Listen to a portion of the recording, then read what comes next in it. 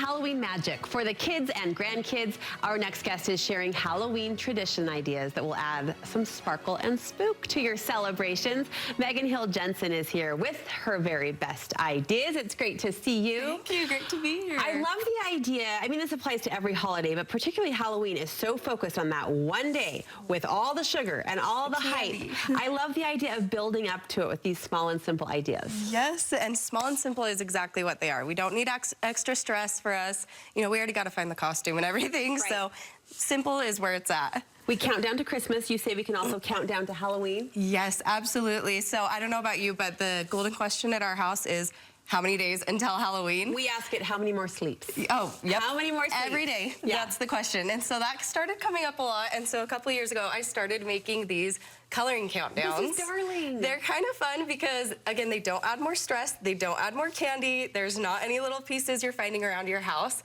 And I try and make a new one every year. I put them online for anybody to download for free, and you can do the printables that you can do at your house. They're just the 8.5 by 11. Or you can take it to a local print shop and print it giant, which is fun. This is actually my son's actual one. I snuck out of his room this morning. He's already had his countdown is already his countdown's on going. The way. And it helps them visualize, like, okay, as it gets more full of color, we're getting closer. So it has each number correlates, of course, to the date. So he's actually a day behind. He should have done the 8th yesterday, and I'll do the 9th today. And I love the idea of a familial coloring page, like a big one that everyone can dip in on. I mean, fight over the crayon, sure, but that's a fun idea. All right, next you have an alternative to pumpkin carving. Yes, so pumpkin, you know, it's classic. You've got to do pumpkin carving, but with little kids, it can sometimes be harder, or if they're sensory adverse, the feeling of guts isn't their favorite. I know, I don't love it myself either. So we've tried to get, you know, creative with different ways that we can still incorporate the pumpkin. So actually, my friend's son, by accident, figured out that whiteboard markers work on pumpkins. What? And it erases off, so we'll have to show you. We took it a step further with our family. I'm gonna actually let you draw something if you want. And we turned it into like a pumpkin Pictionary. I'm gonna grab that so it doesn't roll off. Pumpkin Pictionary game. Yes, so we play it as a family. You can draw something. And then it does erase with that, but it does leave a little bit of a smudge, and it kind of drives me nuts after a while. So I actually have grabbed a magic eraser, and you just... Listen, it comes right off. Speaking of magic, no one knows how these work, but they do. I will say the Pictionary game made a little more fun because of the bumpy, uneven surface. I know, it's a little harder. It's tricky. It's totally tricky. Okay, who knew? That's awesome. So, and you can even just pull out a pumpkin and some whiteboard markers. You know, maybe you need to get the dishes done, have the kids entertained for 15 minutes. Yeah. Put the pumpkin out. They really will. They will sit there for far longer than 15 minutes, actually. That was a heart, by the way, Jeff, in case you were wondering. That was a heart. Okay, all right, what's next? All right, this is actually a tradition from my childhood. This is our lovely sucker ghost tree. Cute. I had it growing up. Not this exact one. My mom helped us make our own ghost trees. But if you're a room mom or dad in a classroom, this is a really easy Halloween, like, class party activity for any age, because you're making little ghosts out of suckers. It's the most classic craft, isn't it? So fun, so easy. All you need is little Kleenexes, but do be careful, because if it has like the aloe in it, then they have polka dots on them. Which could be cute if you want a polka dot ghost, but heads up on that.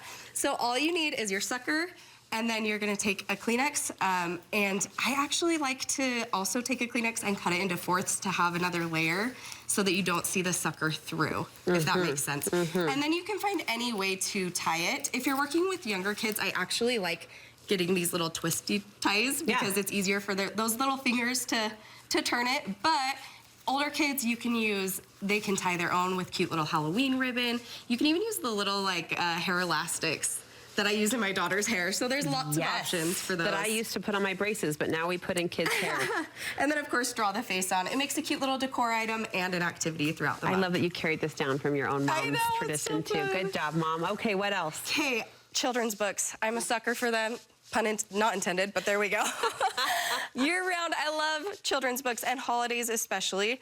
I actually keep our children's books with our holiday decor so that it's fun and magical when we pull it out at the beginning of the season. It feels new, even though it's not.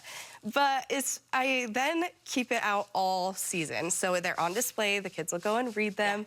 And the first day we turn it into like a readathon. So we sit and, you know, bedtime, it's like pick one or two and then we're going to bed. But no, when we pull out the books, it is like, let's read as many as you want. Yeah. And then we'll try and do a craft with it. So this one went along with, I don't know if you've read this book, Spookly, the Square Pumpkin. Yes. Darling book about how we celebrate our differences, and it would be so boring if we were all round versus this pumpkin is square. Right. So this activity we did for apple stamping, actually. Yes. Don't know if you've tried that.